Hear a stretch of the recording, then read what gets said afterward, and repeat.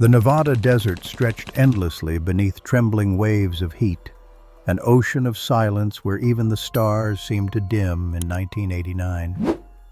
Ethan Rowe, a 32-year-old radar technician, sat alone inside the dim control building of Area 51. His badge read Air Traffic Signal Analyst, but everyone stationed here understood one thing. Nothing in Area 51 was ever what it appeared to be. At 2:14 a.m., something flickered across the radar. Not descending, not ascending, rising, slowly, steadily, like something buried finally breaking free. The supervisor's voice cracked through the intercom. "Ethan, what are we looking at?" Ethan leaned closer, throat tight. "This isn't a signal. It's an echo. Something reflecting back from below."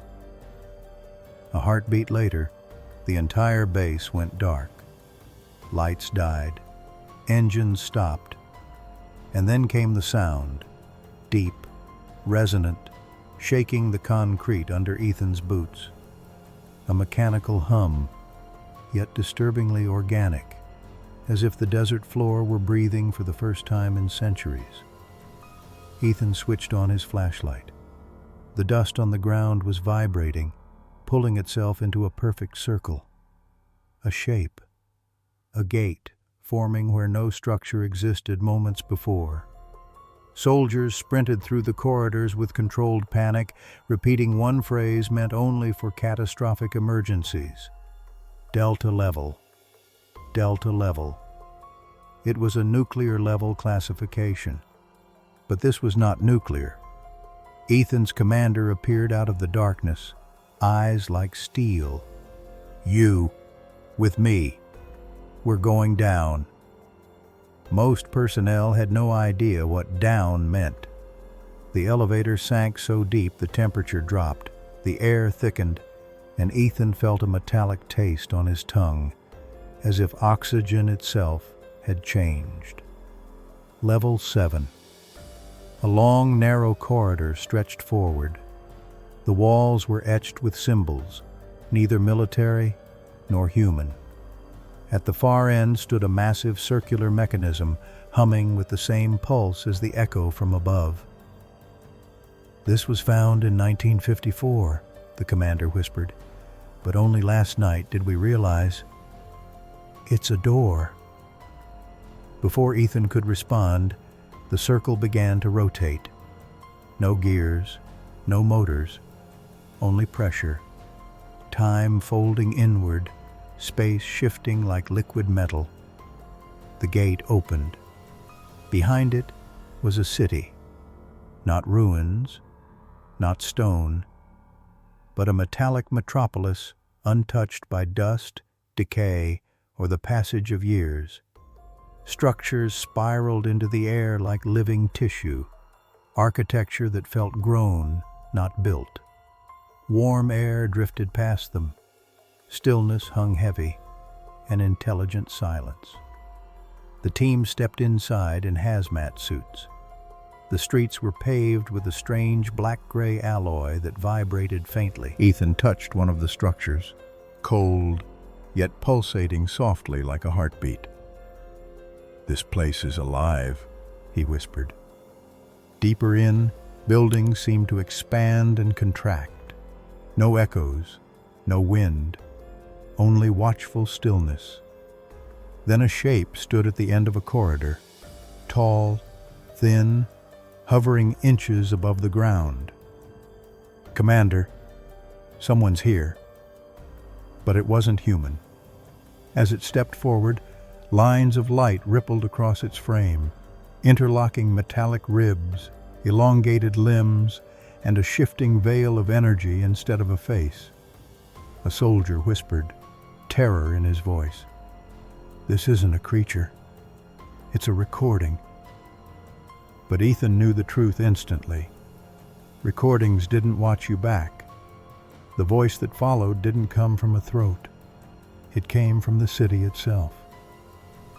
When the last gate closed, The city slept. The translation device on the commander's belt activated on its own. "It's not translating," he muttered. "It's resonating directly with us. The gate must never open again, for if the city wakes, it leaves." Ethan swept his flashlight across the walls and froze. Thousands of identical silhouettes were embedded in the metal. Bodies, figures, sleeping in perfect formation, waiting. Then the ground trembled. Energy rippled outward like a heartbeat. The silhouettes began to glow, thousands of them, awakening. A deeper hum rose from beneath the city. Too late. "Fall back!" the commander roared.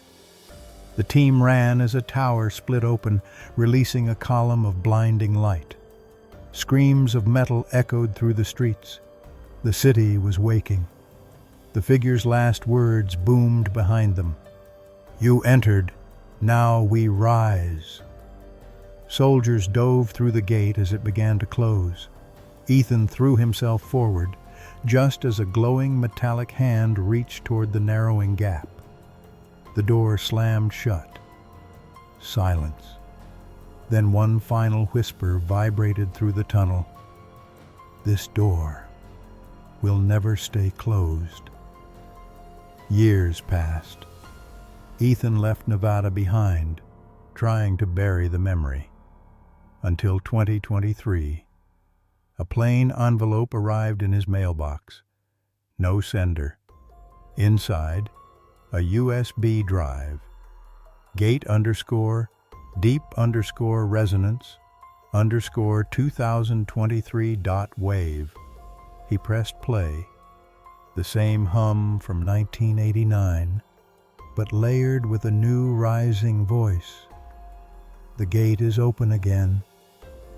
He stepped outside. Across the desert horizon, a massive ring of light bloomed, slowly expanding upward, as if something colossal was rising from below. The city was no longer underground. It was coming up. Area 51 didn't lose control. It lost containment. And the voices they silenced for decades are returning. The next signal won't wait. When the gate opens a third time, you'll want to be the first to hear it. Stay above ground, stay aware, follow the frequency, and subscribe.